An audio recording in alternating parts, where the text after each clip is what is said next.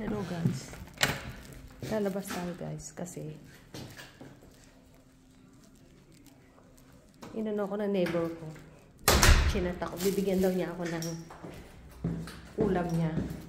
Kasi nag-my day siya. So nag-my day din ako. So dahil may natitira pang veggie balls.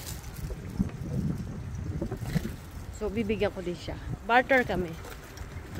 Ito. Ayan. Nalamig na siya. Pero initin na lang. Tsaka nga pala, ayan, dandahan tayo kasi malamig. Nakita nyo, ayan, no? Icy. Party kami ng food ng neighbor. Actually, dito kami, ayan, no? Dito kami. Ayan ba? Yan ang apartment ko. Ayan. Ito dito ako nakatira. Siya dito sa kabila.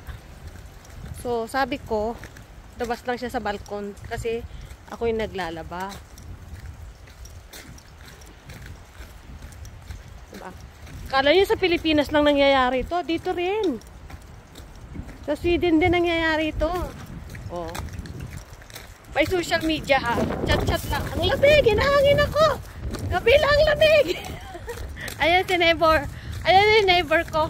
Nasa binta. Ang lakas ang hangin. Nakakatakot. Ayan. Bakit di bukas siya kre? Ayan, ninangin natanggal na yung aking ano. Wala ba? Ikaw muna. Ayan. Tapos ako, salamat. Kamay ka muna, kamay. Diba, partner? Akala mo sa Sweden lang ha? Ay, sa Pinas lang ha? Oh, luto pa. Okay, bye-bye. Lalaba ako eh. Ayan nga, dulas eh. Kumikinang-kinang. So, ayan na. Oh, ayan na, oh. Ano to eh? Tambakol ata ito, tulingan. Ginataan. Diba? Parang magkakanin yata ako ngayon ah. So, yun lang guys. Share ko lang na hindi lang sa Pilipinas ang bigayan. Ayuda. Dito rin. Ayan. Masarap may kapitbahay na Pilipino. Diba? Kung ano ang luto niya, partner lang. So, thank you very much. Bye. Kasi kinakabahan ako sa dulas.